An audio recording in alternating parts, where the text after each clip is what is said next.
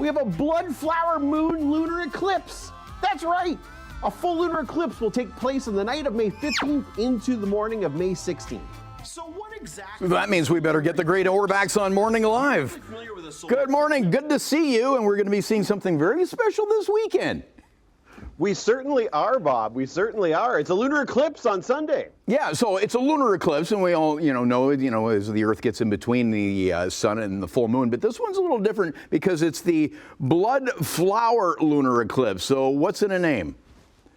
Well, the flower eclipse, or the flower moon, or the budding moon, is what we call the May moon. So it just occurs because of the time of the year when the buds and the flowers are out. But the blood element of it is interesting because as light from the sun comes through the Earth's atmosphere, the blue light gets scattered away and the red light passes through and illuminates the moon. So during this eclipse, which we'll actually be able to see in its totality during in the Hamilton area, we'll be able to see this reddish, eerie moon up in the sky. Very cool. So when is totality exactly? That's a good question, and I've written it down. Thanks, great Orbax. Maybe you can share it with us. It's going to be at 11:29 till about 2 a.m. Now we're writing that down. See it at a decent time. Yeah, 11:29 p.m. on Sunday night. So it's usually these types of things. That's so past our bedtime, I just realized.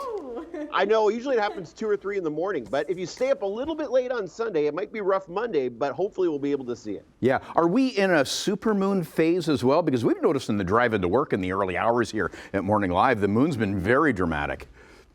We're actually not. Last year, the May moon was a supermoon, but this moon is actually just a normal moon. We just happen to have a beautiful moon this time of year.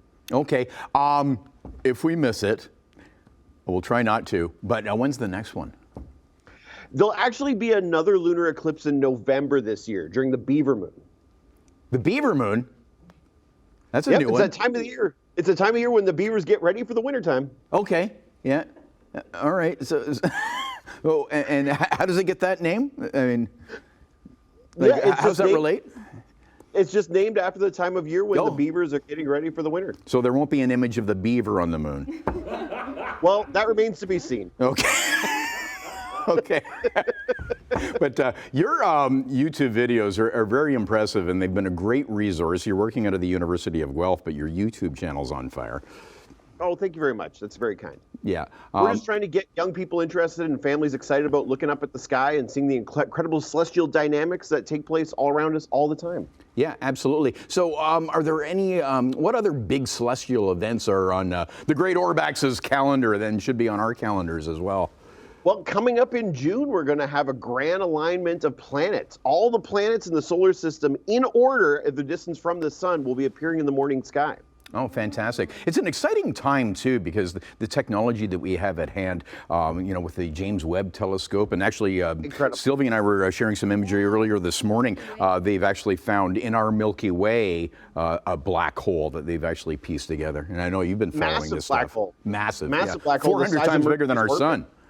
Yeah, it's phenomenal. I really didn't think I'd live to be at an age where you could actually see images from even something like the surface of the sun now. It's phenomenal, the type of technology that's coming out, and it's only going to get better and more impressive as we go on. Oh, yeah. Speaking of that, I was just noticing on my social media, and I follow a lot of NASA stuff, and they just showed a 360 panoramic of the rover view of Mars.